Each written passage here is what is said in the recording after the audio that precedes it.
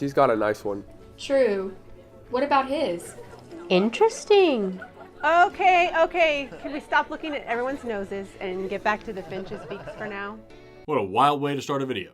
So, on the Galapagos, Darwin found that finch beaks and their feet varied island by island, proving evolution because nature was selecting the fittest birds to survive and reproduce. I don't think that proves evolution. It just simply shows that the finch's beaks were adapting to their food sources on that specific island. Yeah, that's evolution, Jessica. What are we doing? To start off the new year, I thought about going back to a staple of this channel, the infamous John and Jane videos, for some familiar fun debunking creationist arguments. After all, there are only a couple left, and I kinda wanna go back and do like a complete recap of the whole series once I'm done. Wouldn't that be fun? But the channel that hosts the John and Jane videos, called Genesis Apologetics, also has a lot of other videos, and I couldn't help but exploring a little bit. And imagine my surprise when I found this whole playlist simply titled Classroom, loaded with short videos presumably containing some of their best arguments for students to levy against their evil evolutionist teachers. Now, a couple of these videos are specifically and exclusively about religion. I was just pointing out that the Bible is just a collection of myths. The Bible's flood account is only a myth. This is just a pack of lies. Because those are all totally appropriate ways for teachers to behave. Okay, if you want to believe in God, that's fine. But answer me this. Where did God come from? You see, the God that I worship is not limited by space, time, matter. He's above it, beyond it, in it, and through it. They literally did the "and then everyone started clapping" meme on that one. You can't make this up. But I'm not interested in any of those videos. If you want to hear me talk about religion, you can go watch one of my college shows. I'm more interested in the 26 other videos where this fully grown man in a high school classroom tells his two terrible teachers everything he doesn't know about evolution. So without further ado, thank you so much to my patrons on Patreon and my channel members here on YouTube. And now let's see how the rest of this nose video shakes out. It just simply shows that the finch's beaks were adapting to their food sources on that specific island. There was a 2017 article in the science journal BMC Evolutionary Biology, and they found that they weren't actually mutating and evolving by mutations and natural selection. Instead, it was epigenetic changes, which is special coding that allows the animals to track and adapt to their environments without changing the DNA, and it happens in just one generation. So it was never evolution. Really cool. So interestingly enough, I'm pretty sure this is the first time I've ever heard a creationist try to use epigenetics to dismiss evolution, but while the vocabulary may be a little bit different here, the fundamental argument is still exactly the same. They believe that the only real definition of evolution is a change in so-called kinds, and that it has to happen over millions of years. So until we are able to observe fish becoming fishermen, there is no proof of evolution. The problem is, that's not how any of this stuff works. First things first, there are no studies that I'm aware of that make the claim that epigenetic changes, as opposed to mutations, are the major driving force in evolution. There's this one that I think he's referring to. It's from BMC Evolutionary Biology, and it's about the epigenetic variation in Darwin's finches, but it literally says right here in the abstract that it is these epigenetic mechanisms as well as genetic variations that contribute to the changes that we see. Notice that word also, not instead. That's real important. Almost as important as this part in the discussion, which says Darwin's finches are well known for their phenotypic variability and evolution in response to changing environmental conditions. In addition to genetic variation, epigenetic variation may exist between natural populations living under different environmental conditions. And it's also important to point out that as far as mutations are concerned, these Darwin's finches are so well studied that we literally know which specific genes are mutating in which specific ways to cause the changes that we see in things like beak shape. These studies into epigenetics are complementing our understanding of evolution, not challenging it. But if you want to fully understand why this argument is so silly, there are two things that you really need to get. And the first one is the definition of evolution. If you're a fan of this channel or science in general, you've probably already heard this, so sing along if you know the words. Evolution is any change in the heritable characteristics of a population over the course of multiple generations. But we'll come back to that in a moment, because the second thing you need to understand is the basics of epigenetics. We're going to use some complicated terms here, but I promise this is a lot easier than it sounds, so just stick with me, okay? You see, when your DNA is stored, it's wrapped around proteins called histones to make a thick rope called chromatin, which is then wound and packed tightly into structures called chromosomes. chromosomes. But sometimes, events in your daily life can cause certain chemical markers to attach to your DNA and change the way that chromatin is structured. If the chromatin is wound loosely, it's easy for the molecular machinery that expresses genes to get access to the DNA, making that section transcriptionally active, because transcription is the first part of gene expression. We call that type of chromatin euchromatin, using the prefix U meaning true. If, however, the chromatin is wound tightly, it's far more difficult to express the genes present, and so they are rendered transcriptionally inactive, and we call that structure heterochromatin, using the prefix hetero meaning different. This may sound a little bit complicated, but it's almost certainly something that you're already pretty familiar with, whether you realize it or not. Consider the fact that almost every cell in your body contains the exact same DNA. So if you have genes for both bones and eyeballs in every cell of your body, why aren't your eyes made of bones and your bones made of eyes? It's all because of epigenetics. Certain genes are turned on or off, rendered transcriptionally active or inactive in different parts of your body. Considering all that, it should be no surprise that epigenetic changes accumulated over the course of your life can have big ramifications. Because these changes alter how your DNA is expressed, not the actual genetic code itself, they're not technically mutations. Instead, they can cause certain genes that are already there to be overexpressed, underexpressed, or not expressed at all. This means that different individuals with the exact same genotype can have vastly different phenotypes. And sometimes these epigenetic changes are heritable, which means the choices you make in your life today could affect the way that your grandchildren's DNA is read. So now let's go back to the beginning. These epigenetic modifications are changes made to the characteristics of an individual, and some of them are heritable, which means the next generation will bear those epigenetic changes and pass them on to their offspring as well. The heritable characteristics of the population change over multiple generations, and that is the definition of evolution. And epigenetic changes are absolutely still subject to natural selection as well, because it is the phenotype, not the genotype, that is selected for, but that's a whole thing for another time. Anyway, there's a lot more that I'd like to say about this, but I think you get the point. As always, nature is much cooler and much more imaginative than any creationist would care to admit. Many flood myths come out of the ancient Near East, and the Bible's account is just one of them. Well, then how do you explain 14 states in America filled with dead dinosaurs and mixtures of marine life and other animals? What? I can only assume that what he's talking about here is the remains of what's known as the Western Interior Seaway. This was an ancient inland ocean that covered much of what is now the United States, from the Gulf of Mexico all the way up into Canada, way back over 100 million years ago. And because this land wasn't always, land, the geological column has a lot of cool diversity, especially in what used to be coastal regions in that ocean. And there are still lots of visible markers of that history on our landscape today. For example, the Great Salt Plains in Oklahoma and the dinosaur tracks at Clayton Lake, both of which I covered in my 2023 Summer Science Road Trip video. The point is, he's going to do the same thing they always do, where they claim that all fossils prove the flood, but the only way to say that is to also assume that the current state of the surface of the Earth is all due to one singular event. So not only is all of biology wrong, but also all of geology is wrong. A massive claim that he's about to prop up on unbelievably flimsy evidence. There's an area that's about 1,800 miles long and about 1,000 miles wide, and it's filled in with mud, sand, and ash, which is exactly what you'd expect to find in the case of a worldwide flood. You see what I mean? He couldn't even tell you what or where this area is, but he did describe any river near a volcano or any lake near a forest fire, or, hear me out here, most of North or South America during an asteroid impact. Those creatures were buried millions of years ago, and their hard as rock fossils prove it. Just a phenomenal answer from the teacher there. No details, no good evidence, no questions to engage the class and encourage learning. Just a bold assertion to shut down conversation and sound as dogmatic as possible. That's how you get through to kids. Hard as rock fossils, right. But there are 120 scientific publications that reveal 16 different types of soft tissue found in ancient bones at every level of the geologic column. Some of these soft tissues, like collagen, only have a shelf life of just thousands of years. So how'd that last for 65 million?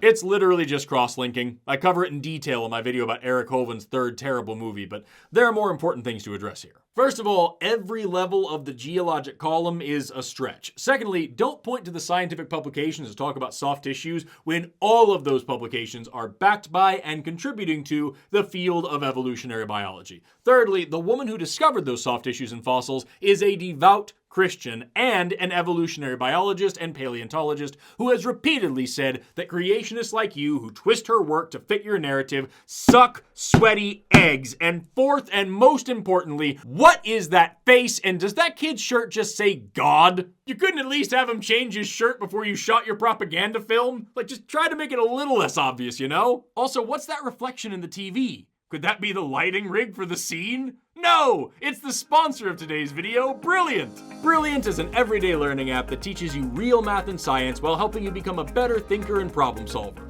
through fun, interactive lessons that keep you focused while stretching your brain. And they're offering my subscribers a chance to try everything they have to offer absolutely free for a full 30 days, plus 20% off an annual subscription to Brilliant Premium. And all you got to do to get it is go to brilliant.org/forrestvalkai, scan the QR code on the screen, or click the link in the description. A lot of people think that math and science just aren't for them because they see them as these massive, insurmountable mountains of esoteric knowledge. But Brilliant breaks down those mountains into bite-sized chunks to boost your brain power and your confidence at the same time. As for me, I always recommend their scientific thinking course to learn how to see the world the way a scientist does. And once you're done with that, you can choose from thousands more lessons in physics, data analysis, AI, algebra, and more to keep your lifelong learning habit going strong. So sign up today by going to brilliant.org/forrestvalkai, scanning the QR code on the screen, or clicking the link in the description. Remember, subscribers to my channel get to try everything Brilliant has to offer absolutely free for 30 days, plus 20% off an annual subscription to Brilliant Premium. It helps your brain, it helps the channel, and it makes the world a smarter place.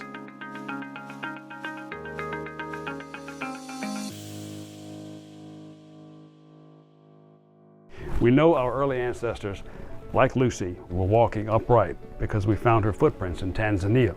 No, we didn't. The Lotoli footprints were made around 400,000 years before Lucy was ever born.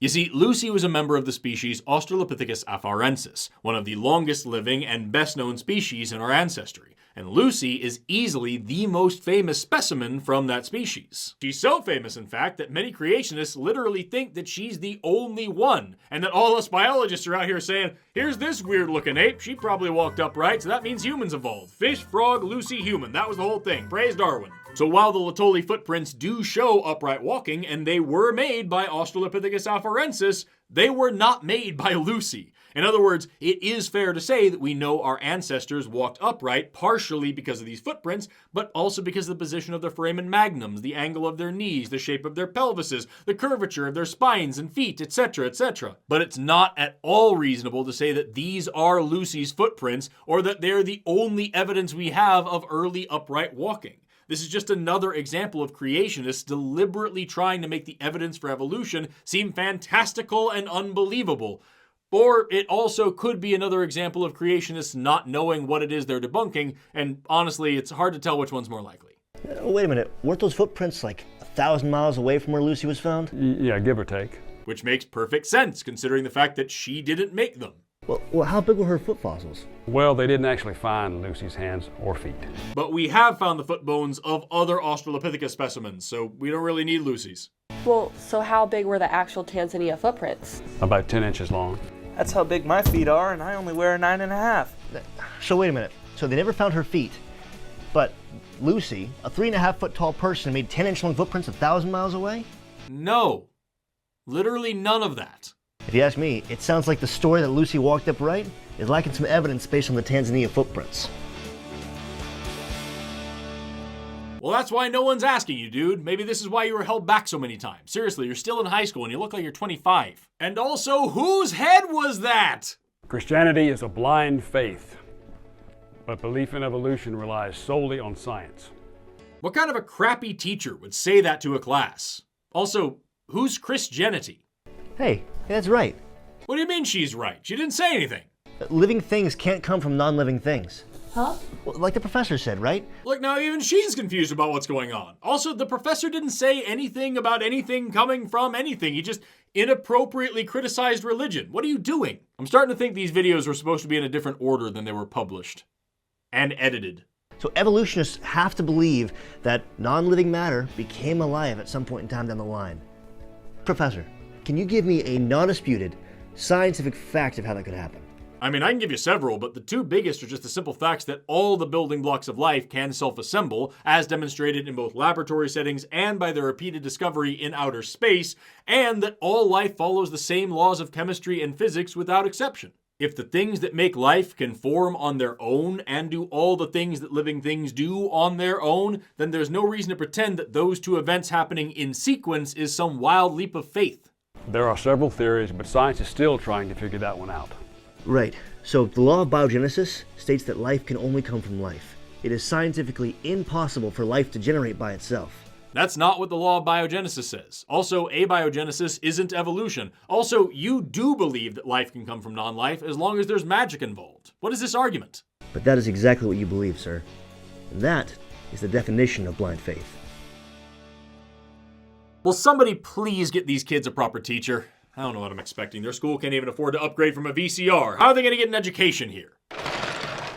There she is. These are replicas of Lucy, the best example we have of human evolution. Lucy is nowhere near the best evidence we have of human evolution. They pulled hundreds of bones out of 20 feet of dirt over a 164-foot area. And also the hundreds of other specimens, including many that are far more complete than Lucy, and also several other species, both before and after Lucy, all across Africa, Europe, and Asia. But by all means, let's keep talking about the one single specimen that you know about. But her bones actually refute evolution.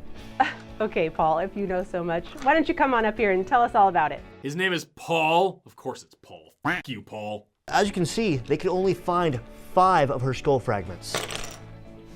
The rest of it here, the white areas, all up to the imagination. That's not imagination, it's reconstruction. If you know the shape of a part of a bone, you can make remarkably accurate predictions about the rest of the bone, especially with something like a skull, which has a predictable overall shape and bilateral symmetry. You can also use certain bones to tell a lot about the rest of the skeleton. For example, teeth are one of the most useful diagnostic fossils available. You can learn a ton about an entire animal just from the shape and number of its teeth. To showcase what I mean by that, when we're looking at primate jaws, they have 4 types of teeth: incisors, canines, premolars, otherwise known as bicuspids, and molars. Looking at each quadrant of the jaw, we can count the number of these teeth to determine what type of primate it is. So 2, 1, 3, 2, that's 2 incisors, 1 canine, 3 premolars, and 2 molars, that's a New World monkey. From those teeth alone, I can tell where that animal lives and that it has a prehensile tail. But let's say those teeth have a formula of 2, 1, 2, 3, 2 incisors, 1 canine, 2 premolars, 3 molars. That means that it's an old world monkey. And if those molars have what's called a Y5 shape, then that's a special subset of old world monkey called an ape. But if they're in a bilophodont shape, then it's not. We can also learn what they ate in their lives by looking at other indicators on the teeth, like shearing crests for cutting leaves, or low cusps for smashing fruits, or we can use techniques like microwear or mesowear to analyze the pits, scratches, and wear patterns caused by chewing, and all of these techniques work on fossils as well. And to take it even further, there are several paleoecology methods like analyzing the stable isotope content of the tooth enamel or even the enamel of other nearby fossils of different species that allow us to reconstruct the entire habitat that these animals lived in. So in summary, we can tell a lot about what this animal looked like, what it ate, and even what the climate was like while it was alive, and all just from small portions of the skull, especially the jaw. You know, like that massive fragment of the jaw that you ignored while talking about how all the white parts were all just up to imagination. Then, her neck vertebrae. The only problem is, you only found one, and it's not hers. It actually belongs to an ancient Therapithecus, which is a monkey, not an ape. What a bombshell. They misidentified one vertebra. And notice how he said they only found one, but he kind of quickly moved over the fact that he was only talking about the neck. They found several other vertebrae all along the length of her spine, but there was only one specifically from the neck, and that one was misidentified. And even then, the original researchers did point out that it looked kind of weird and it should be carefully considered early on. More importantly, however, do you know who found out that it wasn't Lucy's vertebra? It wasn't some creationist out to debunk evolution. It was real scientists doing what they do best and fact-checking one another. Most of the attention paid to Lucy's skeleton had been to her limbs, so a new team of researchers started checking out her spine, and they noticed that one of her vertebrae was a little bit too small, so they looked more closely and determined that it was from a different species that had gotten mixed in either during fossilization or excavation, and we all moved on. That's life. Mistakes happen, and scientists correct them. Creationists, on the other hand, just wait for the scientists to correct them so that they can then chastise the scientists for ever having made a mistake to begin with. Because it's real easy to point out how the strong man stumbled when you've never picked up a weight. Next, her pelvis. They actually believe that she walked upright because of her pelvis, but when they found it, it was crushed. Hey, I have a question. Can we all vote to expel Paul? And also, when's recess? So what they did is they reassembled it using a power saw to make it look like she walked upright. It seems like your best evidence for evolution is missing a few pieces. Her pelvis was not forced into looking like that with a power saw. Her pelvis was found in an anatomically impossible position. So the researchers took a cast of her pelvis and then manipulated that cast using all the bone available until it looked like, get this, a pelvis. But the key thing you're missing here is that we didn't need to find her pelvis at all. We have other pelvises from other members of her species that all confirm the reconstruction that Paul is lying about right now. And as I mentioned earlier, there are also other anatomical features that uniformly and undeniably point to bipedal walking. Even the footprints you tried to dismiss earlier prove you wrong here, Paul. Unless, of course, our ancestors started walking upright and then they all stopped for a while Lucy's family crawled around with twisted figure-8 pelvises and then they all got up and started walking again. Also, I cannot stress this enough, this is not the only fossil of Australopithecus afarensis, or of Australopithecus in general, or of human ancestors, or anything. This is just the one fossil that creationists know about, and they refuse to learn anything new. Here's a different specimen called Littlefoot, which is remarkably complete, but you can bet your butt that Genesis Apologetics is never going to show it to you because they need you to believe that Lucy is all we have. You did a terrible job today, Paul. Maybe try visiting a natural history museum instead of the Ark Encounter sometime.